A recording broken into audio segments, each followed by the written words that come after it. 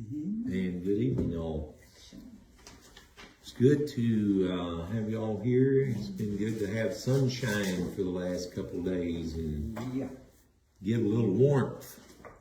Again, it's been kind of a crazy April. We usually have some more consistently warm days, unlike we've had kind of cool days. It's snowing in Vermont today. Is it really? I'm in Arkansas. I had a student tell, an online student in North Dakota that said that they got a big winter storm and were not expected to get power back for the weekend. I love Arkansas. Seasons, but we've got a little bit of seasons, but nothing. Nothing drastic, I'm good. except for hot Yeah. and humid. But other than that, it's not too bad. Anyway, again, it's good to see you. I hope you've had a good week. We just need to remember all the folks on our prayer list. Tara and Anthony Sewell, these are the ones we've added Sunday. Legend Bowers, Brittany Galloway, Debbie Howe, Elgin Hamby, and Michelle Herkamp. So remember all these folks in your prayers if you would. If you have any others, then you can post them in the comment section, and we'll get them put on there for this coming Sunday. Again, like I said, May is coming up, and we gonna have a busy May. So anyway, the first Sunday of May, especially in the evening service, we're gonna have different evening services. We're supposed to have a business meeting, but it's not happening in May. It's going to happen in June. But next Sunday night, we'll be doing the men's and the women's a week early because of things going on. Following Sunday night, which that Sunday is Mother's Day, but Sunday night we're going to have a missionary from Zambia. So right before he goes back to Zambia, so I hope that folks will come out and listen to him. The 15th is homecoming, so we will have activities that morning, and then potluck after the morning service, and then we will dismiss evening services. The next Sunday I will be gone, as we will be on vacation, hanging out at the beach. So I don't know what y'all are going to do that Sunday night. I got somebody coming in Sunday morning, hadn't decided on Sunday night yet, but anyway, so. And then the last Sunday, which is a fifth Sunday, we're going to have a singing that night and following by some food afterwards. So, anyway. They could go ahead and have the business meeting on the 22nd.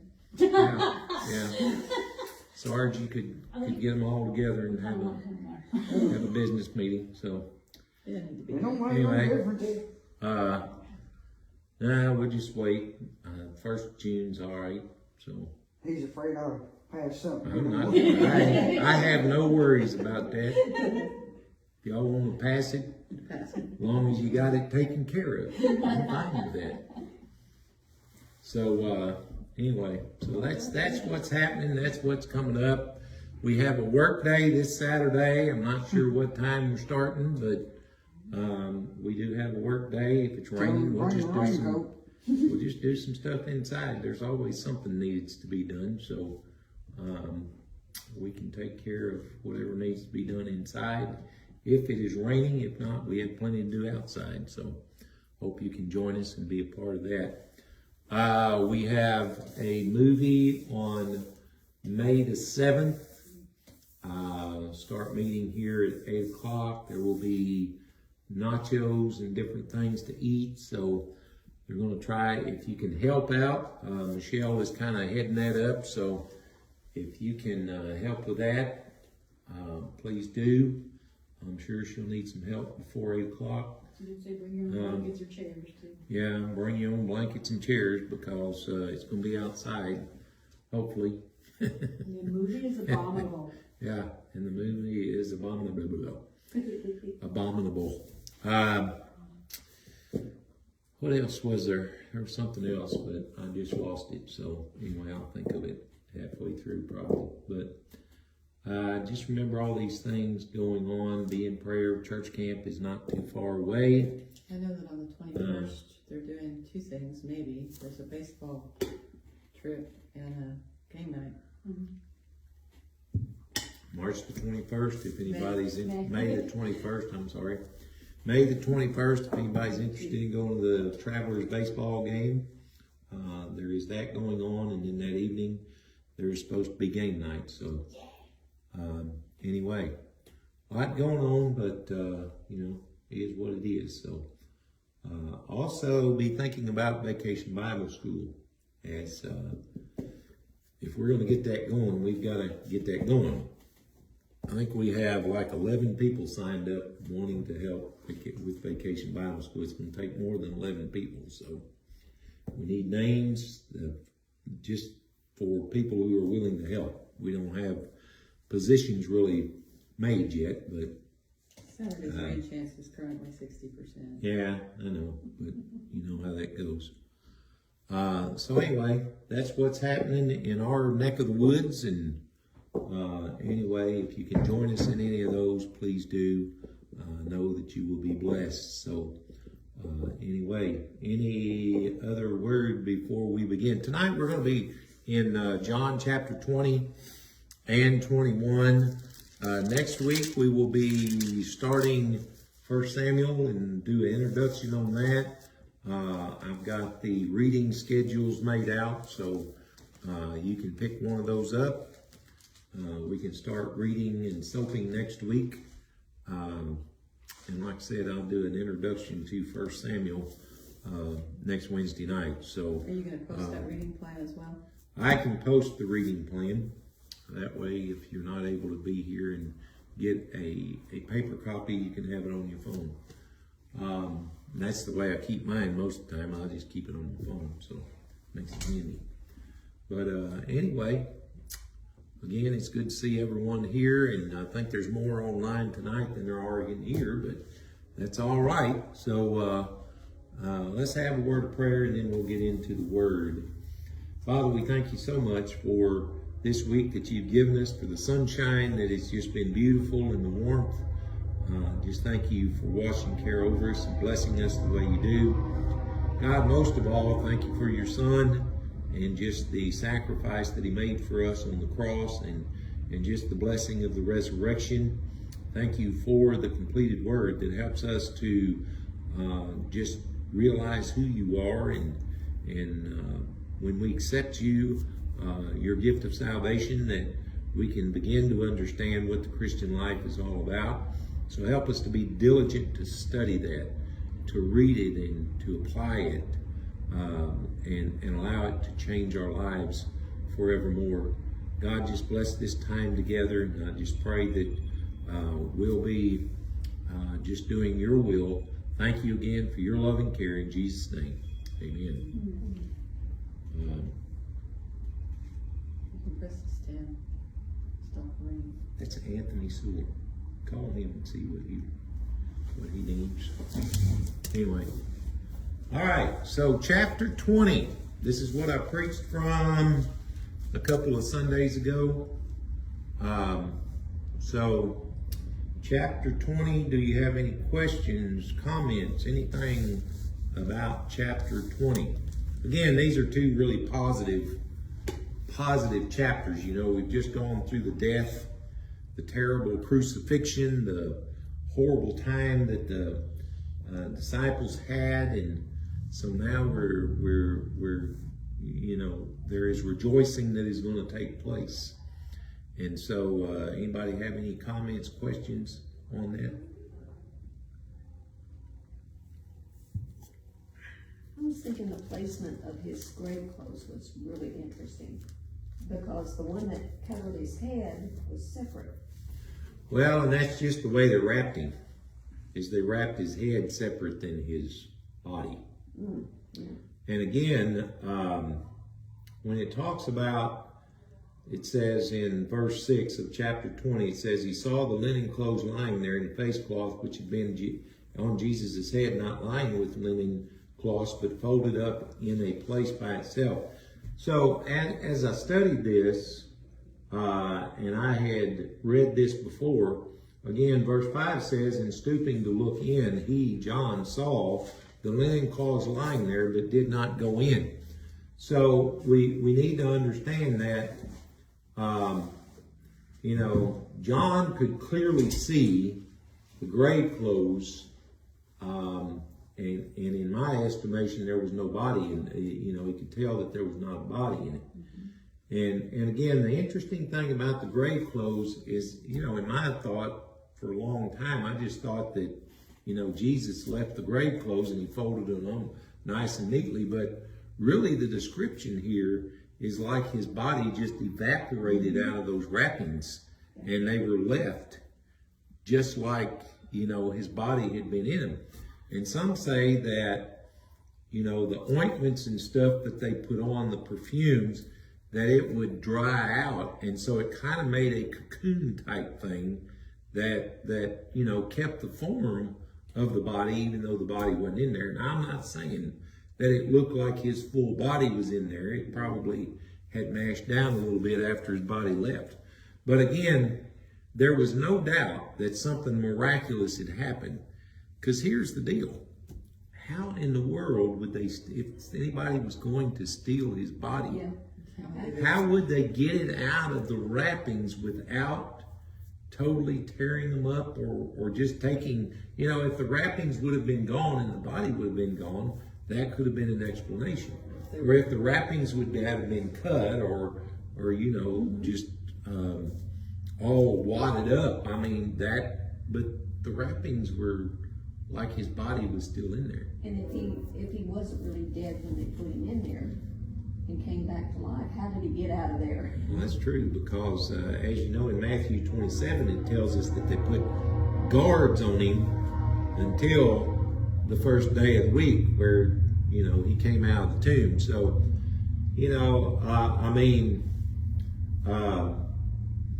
one commentary that I read said that there have been down through the years lawyers that have, you know, researched Jesus and the reality, particularly of the resurrection, and most of the lawyers that have researched it, you know, who were not believers, believed in Jesus after that, because they said we've gotten convictions on less evidence than what is given to us about the resurrection of Jesus.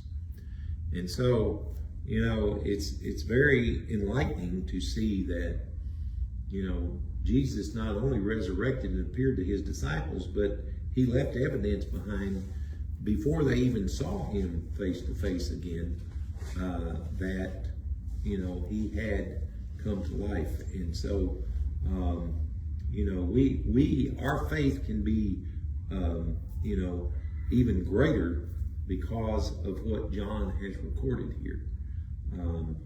And so, you know, it's interesting that, you know, the first one to go and check on him was the women, and particularly one called Mary Magdalene, because again, she was one that Jesus cast demons out of, and she was a believer from then on. And even though she didn't understand what was happening, because her first assumption was somebody has taken the body. You know, it wasn't that, hey, he's resurrected. But then again, the disciples were the same way. You know, if you read other accounts, I think it's in Mark and maybe Luke, I mean, the disciples were weeping and moaning in a room, in a locked room, after the crucifixion of Jesus. I mean, they had not even thought about the fact that, when he said, I'm going to be crucified, but I will rise on the third day. I mean, they hadn't thought about that. They were just like, hey, he's gone, and we don't know what we're going to do. You know, all, you know, in my thoughts, and, you know, in Luke, when you read about the two followers of Christ traveling down the road to Emmaus, I mean, these guys were talking as though they had no hope. I mean, they were discussing things that had happened, and they're just like, you know, and of course Jesus joins them on their journey. But it's just a testament to, you know, our faith and who our faith is in, that this was accomplished and this was recorded in order that even us today can get a glimpse of what the disciples experienced on the first day of the week. So, we are a blessed people. For years and years, the completed Word of God was not available, and if it was available to the very few. And when it did become more available, a lot of the copies were so messed up that they couldn't understand. I mean, just like the first copy of the King James, it was so messed up and had so many errors in it, it didn't even make sense. I've actually read some copies of that original King James, and it was just, man, it was bad. So, it is a testament to what God had said, that, they saw what they saw. And, it said that, I'm trying to read it. It said that then the other disciple who had reached the tomb first also went in, and he saw and believed, for as yet they did not understand the scripture that he must rise from the dead. So, I mean, there was some belief there, right? But not by all of the disciples. When they saw what they saw in the tomb, there was belief there that something miraculous has happened, even though they didn't understand the resurrection per se. So, the tombs back then, a rich person's tomb was typically hewn out of a stone, a cliff, kind of like a cave. And there, on one side, there would be a rock bed to put the body on. And on the other side, there would be a bench to where people could come in and sit with the body. But the door, on most of them, was only 3 foot high and 2.5 feet wide. So it took some getting in there, some work just to get in there. And so, this is where Jesus's body laid for about 3 days. So, the story of the resurrection is exciting because it is real, and there is lots of evidence that proves that he actually did resurrect. Anybody have any other questions, comments, or anything?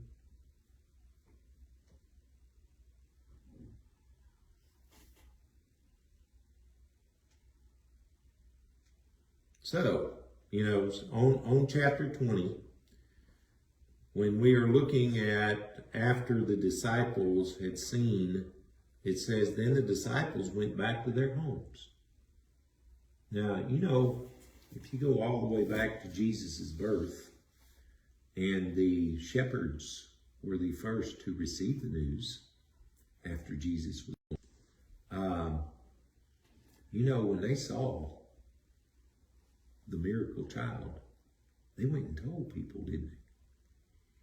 But you see, Jesus' disciples, they went home. I had to ruminate. Yeah. To think about this. What's going on? And they were almost like fugitives, wanted men. They were scared. Yeah, they were. And they had a right to be, I guess. So, after they left and went to their homes, Mary and other of the Gospels say Mary and there were other women there. It wasn't just Mary. Mm-hmm. And so, why do you think that John just mentions Mary and not the other women? Probably because he was the one that took care of her, right? Well, not only that, she was the one that went back to the disciples and gave them the information that Jesus had risen, and he was going to meet them in Galilee. So that is who John recorded as being there. And it says, of course, that she wept. She saw 2 angels in white sitting where the body of Jesus had lain, one at the head and one at the feet. By the way, and I failed to get into this, but there have been a lot of discussion on, the lineage, the wrappings of Jesus, and, where they fold it, there's been a whole lot of discussion on that, and the placement of the head napkin versus the other. I mean, there's been a whole lot of stories that have been made up about that. There is one out there that claims that in the Jewish culture, if the head of the household, takes the napkin, wipes his hands, and leaves it all ruffled up, it means that he's coming back, or it means that he's done.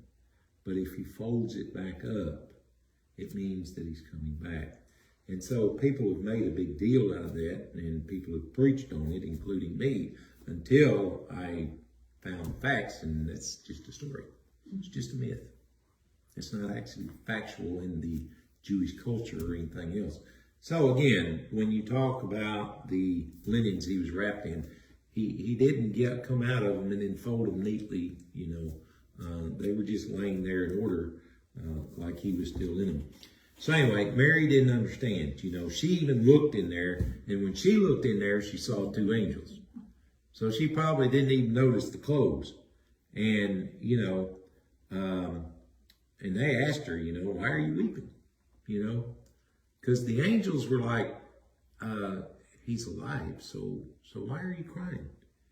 And so she said, they have taken my Lord away, and I do not know where they have laid him. So we don't know who the they is that she's speaking about, She may have not known. Does a lot here. Yeah. Same thing. She just assumed that somebody had stolen the body of the Lord because she did not understand that the resurrection.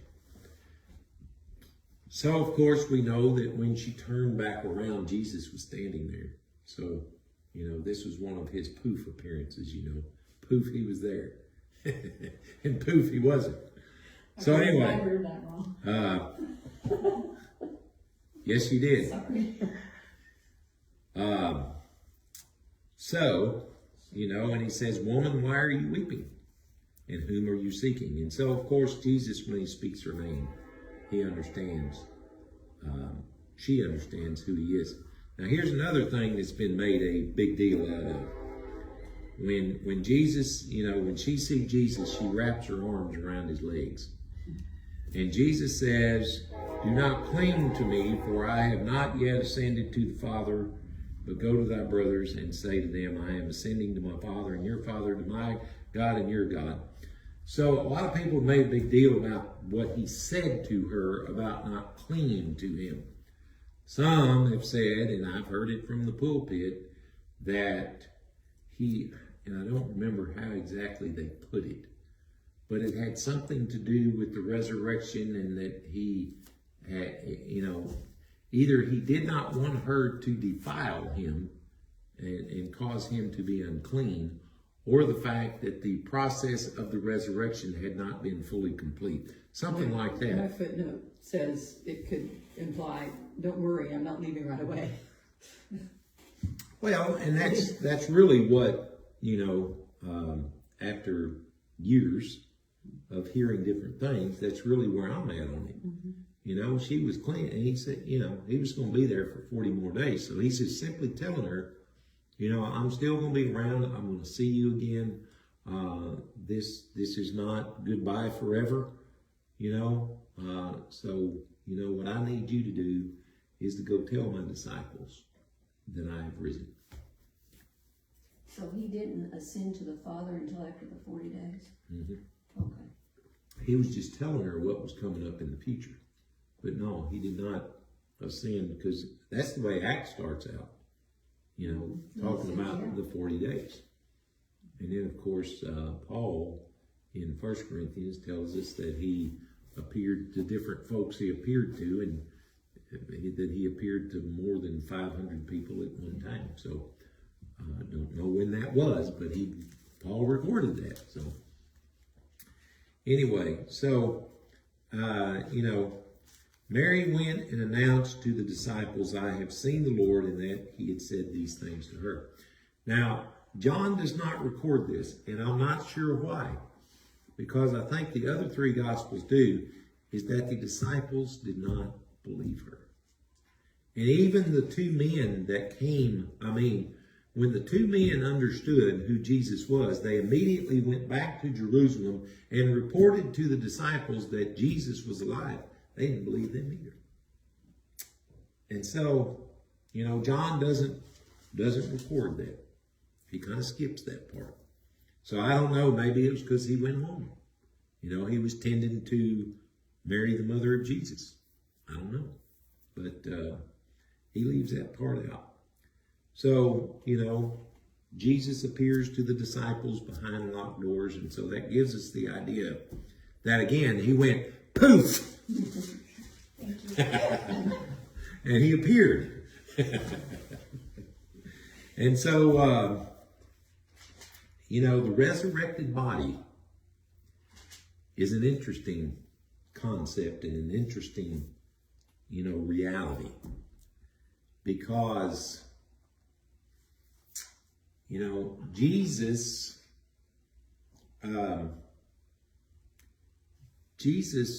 had to have appeared somewhat like he did, before the resurrection. But yet, upon meeting him, they didn't know him, And then, for her to wrap her arms around his legs, there had to be solid, some kind of substance there. Mm-hmm. But yet he could just appear in a room. I'm so looking forward to trying that out. And again, when he appeared, he talked to him about, do you have anything to eat? Because I'm hungry. So the resurrected body, it seems to be a combination of flesh and, I don't know how to explain it, but, So why wasn't Thomas there? Well, I don't know. When you get to heaven, you'll have to say, why weren't you there? Were you? Yes. Why did it take 8 days later? I don't know, because remember, at the Garden of Gethsemane, the disciples scattered. And we are not given who was at the crucifixion. We know that John was there, but we don't know who else was there or wasn't. So Thomas very well, when, at the Garden of Gethsemane, he could have skedaddled and went home. Because remember, these guys were from Galilee. That was where their house was. And that's where Jesus was going to appear to them. The other Gospels record that, that Jesus told Mary to tell them that he was going to meet them in Galilee. And so, I don't know why Thomas wasn't there, but when Thomas did appear and come with into the presence of the other disciples, he wouldn't believe them. That's the reason he's known as Doubting Thomas, right? Mm-hmm. But, Thomas is the one they call the twin. Now, some, it's not, when you're studying ancient history like this, you don't really know all the family lineage. So it's not known whether he had a twin brother or whether he looked like Jesus, so they called him the twin. It's not known, but interesting thought. But he would not believe. He was one of the disciples that would not believe that Jesus had risen. And so he said, unless I see him, unless I touch him, I'm not going to believe. And 8 days later, Jesus appears to the disciples once again in a room. Poof! Another poof moment. And so, this time, Thomas believes because he saw with his eyes. And so Thomas said, my Lord and my God. And Jesus said to him, have you believed because you have seen me? Blessed are those who have not seen and yet have believed. And so, salvation comes through faith. And that's what we need to understand. Well, I'm not gonna believe unless I see him. Well, I guess you will remain an unbeliever. Because again, we can see Jesus in his word,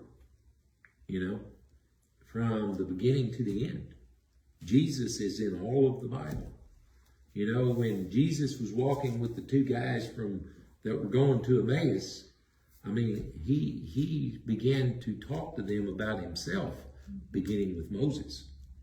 So we need to understand that, the Old Testament is not just about Israel. It's mainly about Jesus.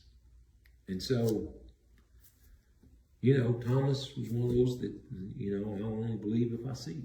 But Jesus said, blessed are those that they've not seen and yet they have believed. And of course, there were going to be more that would be in that category after he ascended.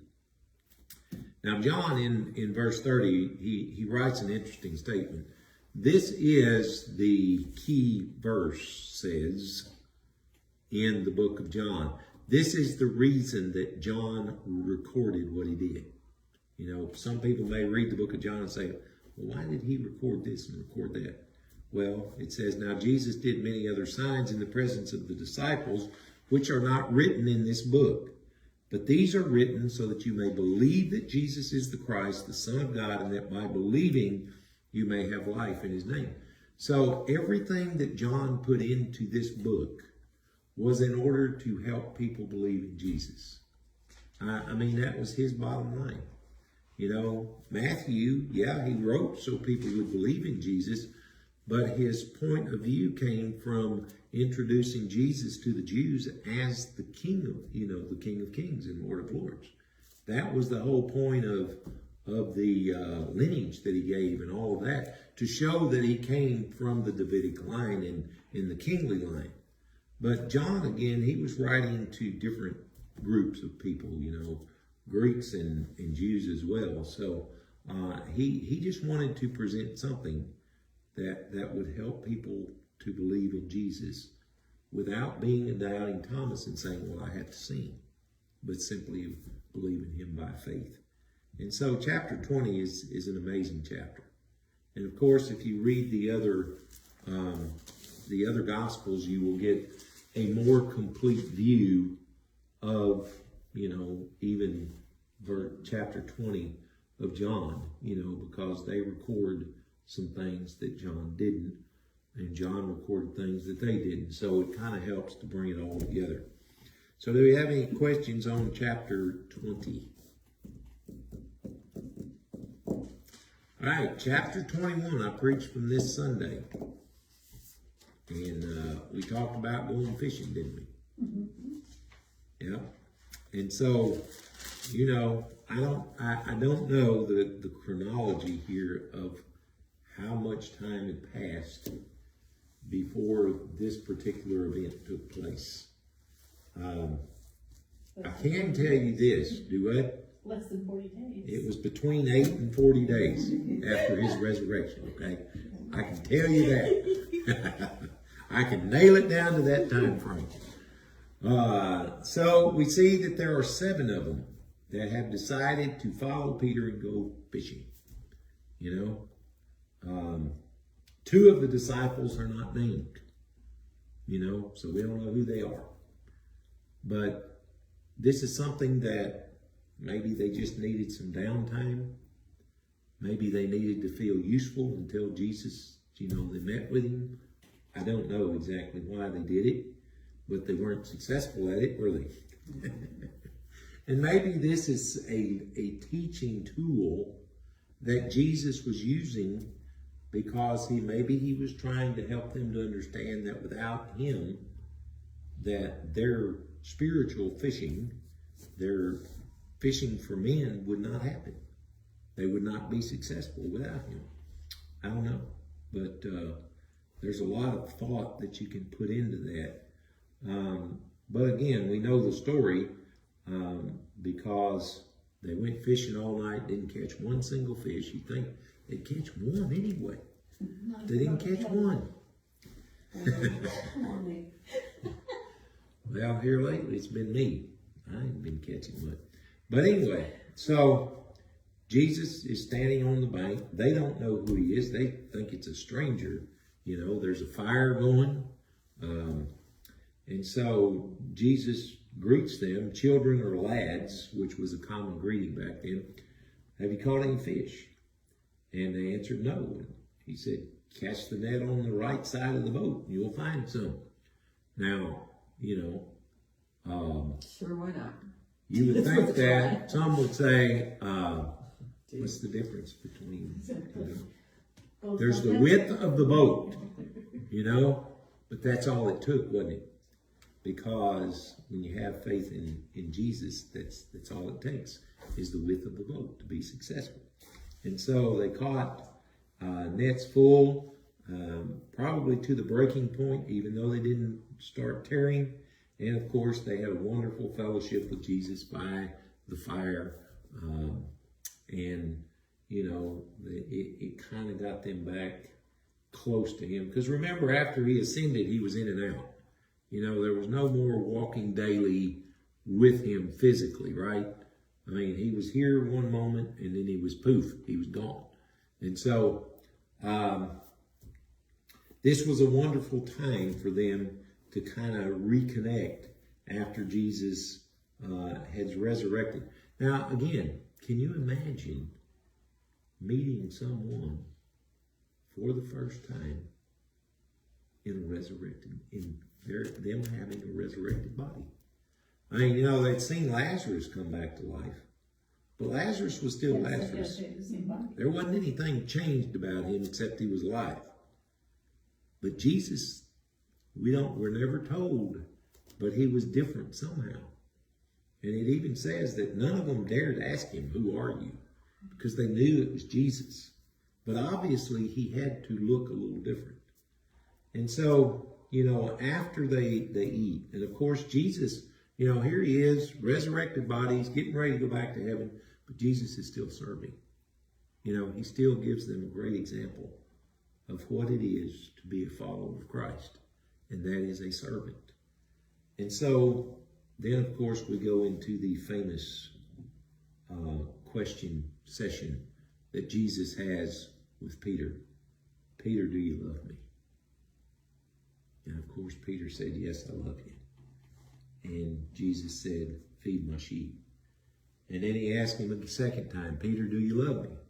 And Peter said, yes, I love you. And he said, tend to my sheep. And then he says the third time, do you love me? And Peter's kind of frustrated at this point. But Jesus was making a point. For every time that Peter denied him, Jesus was forgiving him. You know, so he did that 3 times to cover the denials of Peter, knowing him. And so he asked him a third time. Peter's frustrated. Lord, you know. And Jesus' question was not only do you love me, but do you love me more than these? Now you remember Peter's statement before Jesus was crucified.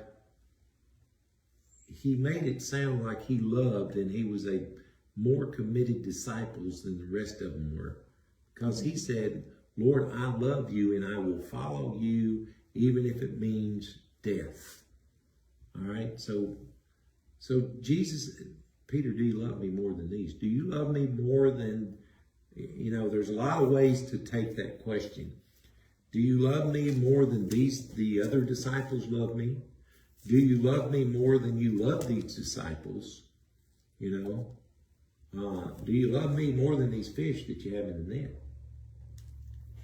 But I think he was asking, do you love me more than these other disciples love me? And of course he said yes. Now there has been a big deal made of that word love, right? Because Jesus uses agape, Peter answers him with phileo. Now y'all know the 2 differences in those types of love. All right.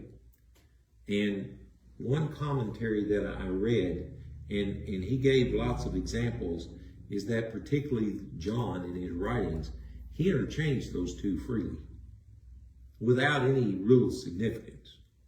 You know, it's just love is love, you know. like we use the word love for whether we love, Puppy dog. our puppy dog or the new clothing that we get or whatever, or our spouse, or God. We use the same word for all of them. And so, there could be some significance to it, but there doesn't have to be.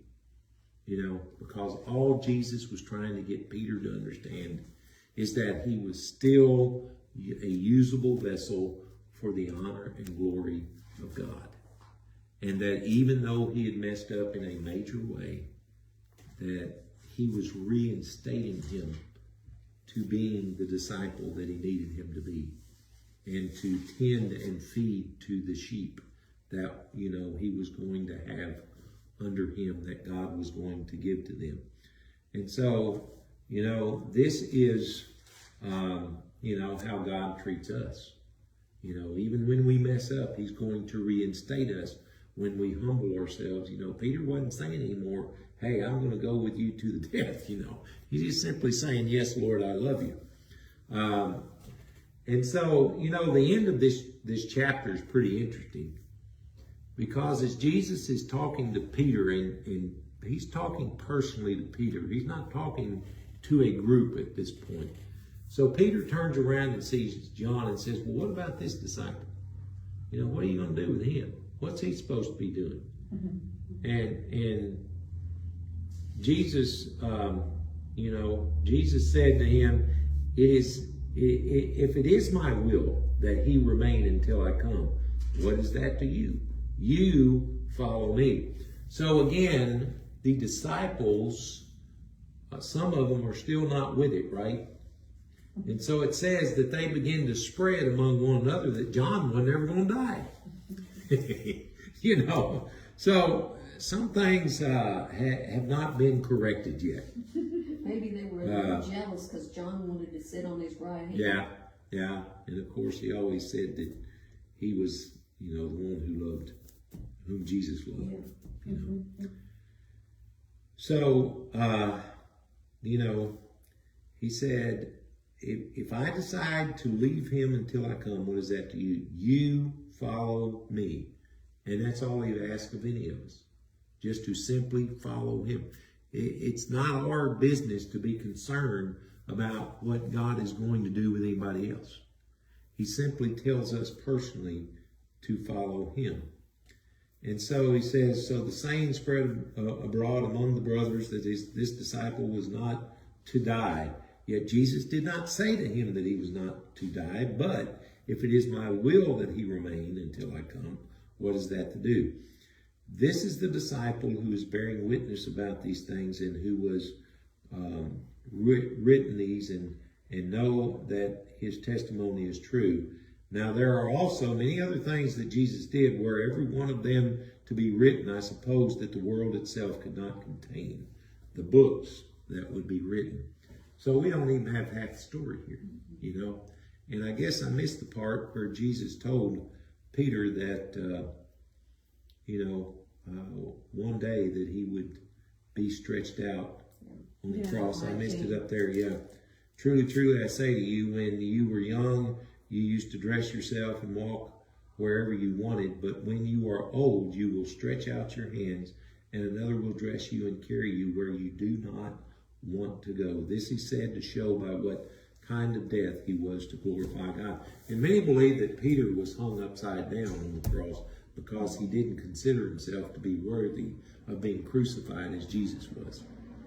And so, from the period of time where Peter walked with Jesus to the time that he went through the New Testament church growth and he wrote the books of 1st and 2nd Peter, there was a vast change in his point of view about the Christian life. Instead of suffering being a curse, it was actually a blessing if you suffered for the cause of Christ. So, I mean, one thing we can get out of this is even those who walked with Jesus didn't get it immediately. Just because they followed him didn't mean that they automatically were super duper Christians, you know, and were spiritually mature. It took them, you know, it took them a long time. You know, they walked with Jesus 3 years, and then after he ascended, the Holy Spirit came, and that's really where they began to mature in Christ, because they no longer had Jesus to lean on. They had to do it themselves. And so then they began to grow in the Lord. And so John wrote us a beautiful picture of Jesus and his work here on earth, particularly when it came to the crucifixion and the resurrection, and then how he dealt with his disciples after the fact. Because again, they all abandoned him, just like he said they were going to. But none of them believed that they would ever be capable of doing that. Whoever wrote the footnotes in this study Bible about Jesus predicting the manner of Peter's death, they says a fable or tradition suggests that perhaps Peter was crucified upside down in Rome by Nero, but this idea is questionable since it is not recorded anywhere until the late 4th century. Yeah. Maybe So I mean, it's not a proven fact. legends. It could be. But you know, all of the disciples except for John died martyrs. And John was put in boiling oil, so, I mean, and then he died while he was in prison on the Isle of Patmos. So he might as well have been crucified, you know. But these guys were part of them that changed the world.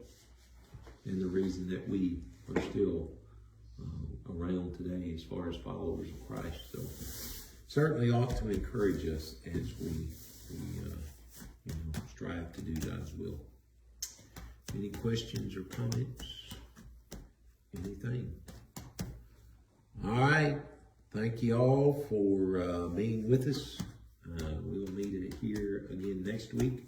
And again, we will be in the book of 1 Samuel. I will post the reading schedule and the focus verses on Facebook, so y'all can get on there on the Garner Facebook page and see those if you want to use that. Thank you all again for being with us. God bless you. Have a wonderful, wonderful day.